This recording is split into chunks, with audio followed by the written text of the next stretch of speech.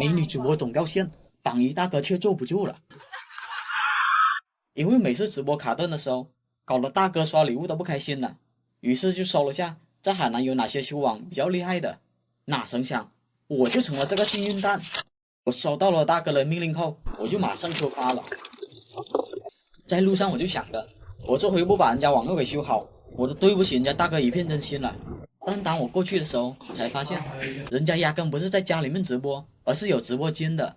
这下难度一下子上来了，因为大多数直播间为了节省成本，都是共用宽带和设备的，所以我有种不好的感觉。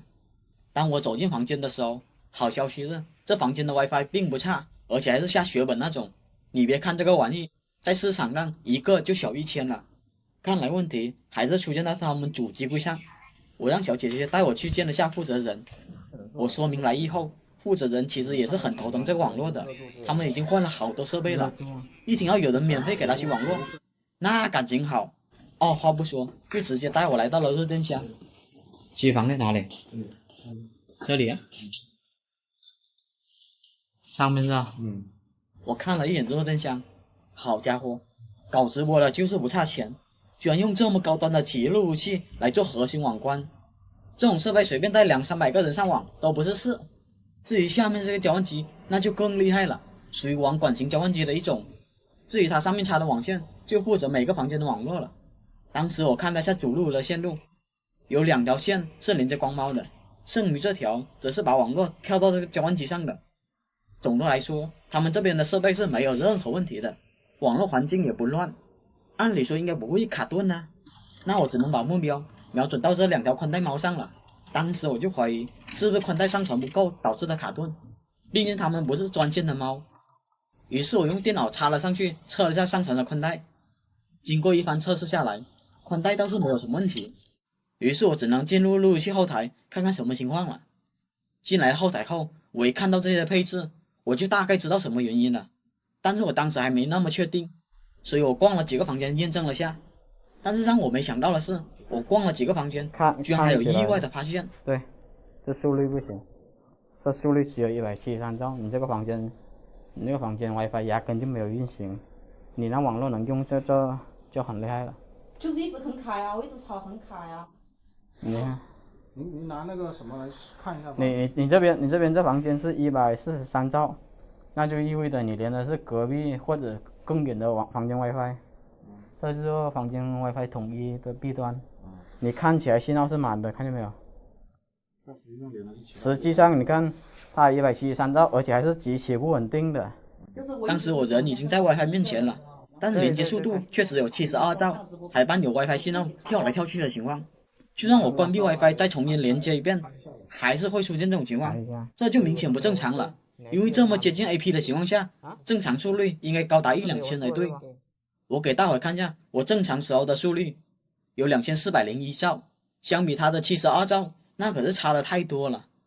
对了，怎么看连接速率，我也把这招教给大伙，以后就可以随时查看一下自己的网络状态了。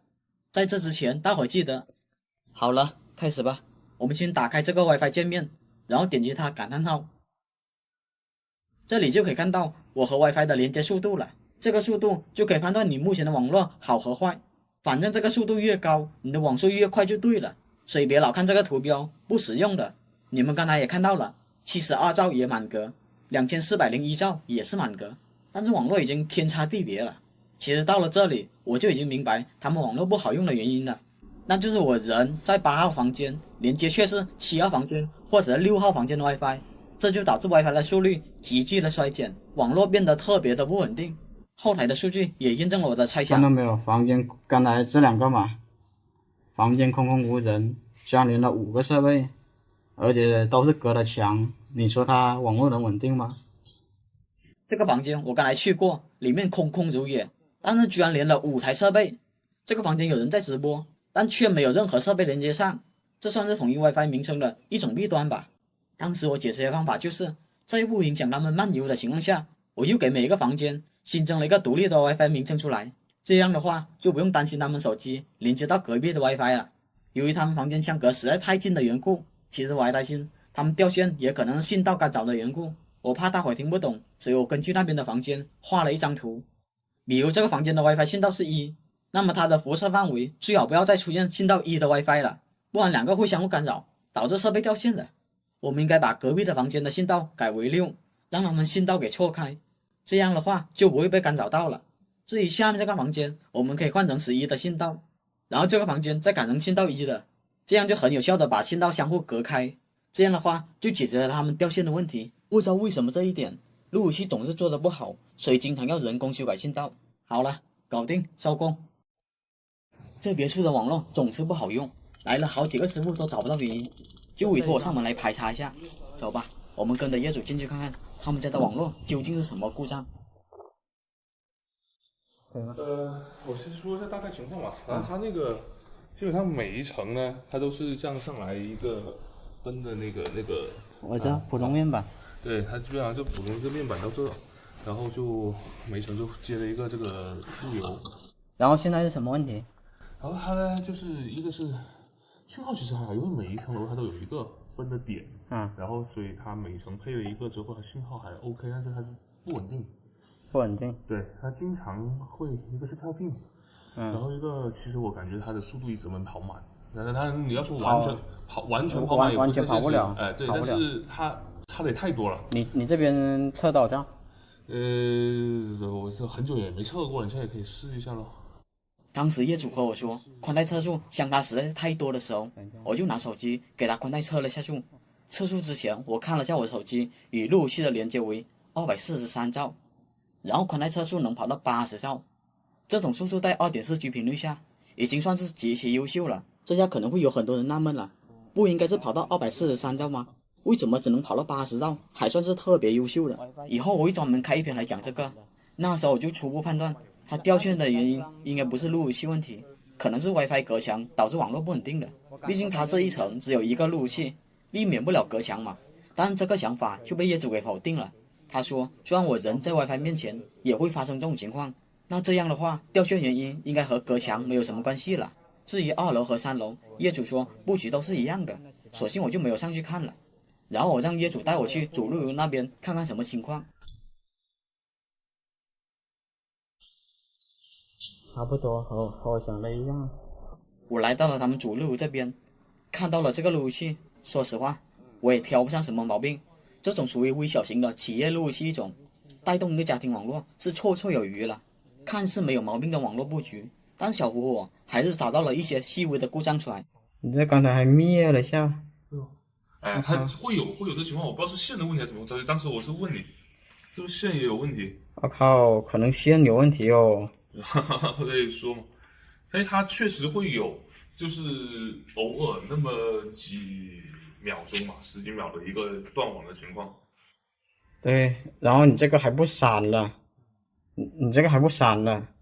当时网线只灭了1.5秒左右，所以很少有人能注意到。我先对一下线，看一下是什么情况。于是我就拿寻阵仪来对一下网线。当时我测了那4条网线，其中有1条是完全不亮灯的，另外2条8星都亮，唯独有1条它只亮了1、2、3、6的灯。看来这线的问题很大啊。我先检查了下水龙头，发现水龙头是没有什么问题的。看来这网络断断续续，很可能是它另头出了什么问题。于是我从1楼开始检查，看看里面的网线是不是虚接了，或者存在断芯的情况。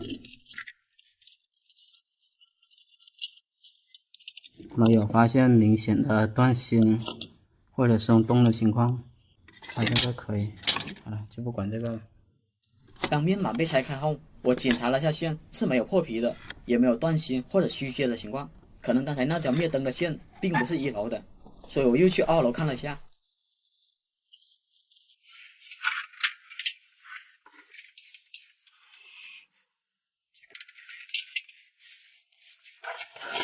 这个灯我亮应该是我给你测的那条了，应该是我刚才拔那条，测一下。在2楼我对线的时候就发现这条线只有1、2、3、6星是亮的，那么这条网线可能存在一些问题，但是偏偏这网线是通向桌子里面的。这线头是通到这里面的，这个能打开不？哦，你还有个大电视。我去把抬一下，把那电视给抬没了。没办法，当时我只能和业主把桌子给搬开，搬开以后我就把这个网络面板给拆了出来。但是让我万万没想到的是，这里面接的线也是没有任何问题的，8芯都到位，而且就算断芯也不会断的这么巧啊。这时候我才突然反应过来，难道是外接的网线只接了4芯？于是我就马上看了一下，你这条线，哦，我没注意看，是这边不行是吧？是你这条线是白噪。哦，这条线是白噪是吧？我刚才看了半天，我说都看不出什么问题，我差点就把它给拆了。就是上条线的问题。后面才发现这条线问题，我都没注意看，你这白噪线。不过也得拉出来。换这条线。对，要换这条线。难怪只有1、2、3、6灯亮，原来是这线只有4芯。后面就把这条网线换成了8芯的千兆线。至于3楼，则是业主父母住的楼层。由于业主的父母不玩游戏的原因，所以就没有注意到平常有没有断网，索性我就没有去检查3楼了。这下排查一圈下来，我还是没有找到他们断网原因。于是我只能再次回到主路那边，看看有没有什么新的发现了。巧的是，我一回来就发现这条网线又不亮了。我顺着这条网线，果然发现了一些问题。这条网线被接长过。正当我再次准备这条网线的时候，真是祸不单行，隔壁3号口的网线也出了问题。哎，看见没有？又灭了。这线真的，它自己灭了。有亮。我怀疑线问题，这个是完全不亮。所以要不我们看一下。这个你看，8芯是通的，8芯是通的。但是我刚要上去找线的话，刚要找线的话，我就发现了个问题。看见没有？这个。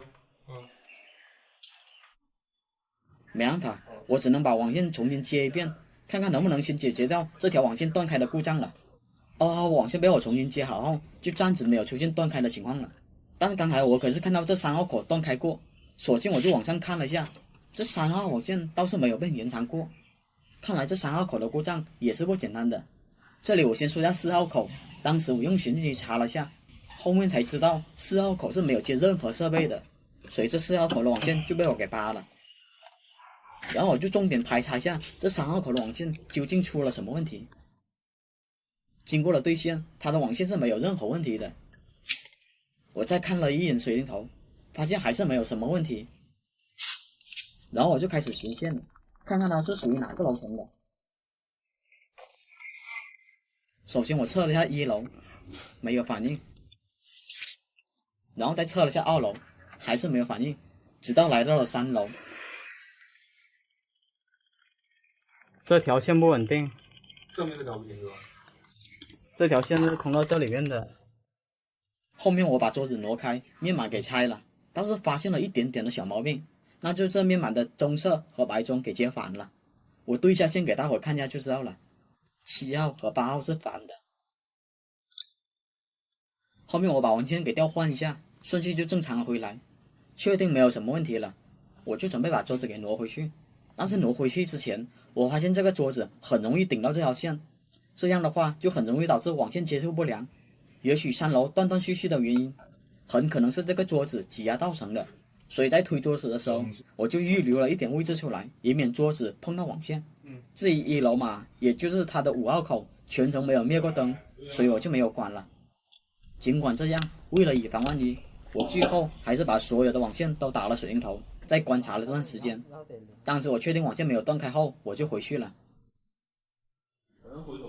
等等，你以为这样就结束了吗？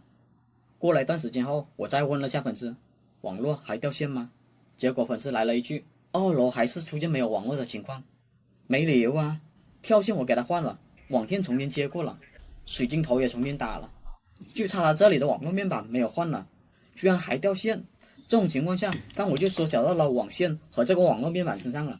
小胡以前听说过网络面板也会出故障，但是没有遇到过，毕竟网络面板出现故障实在太少见了。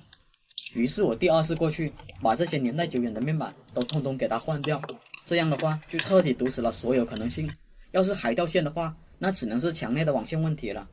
至于后续掉不掉线，还得等一段时间才知道。这个后续我会在其他期公布答案。如果你家也出现类似的情况，不妨像我这样一步一步排除，你总是能找到原因的。好了，感谢大伙一路观看。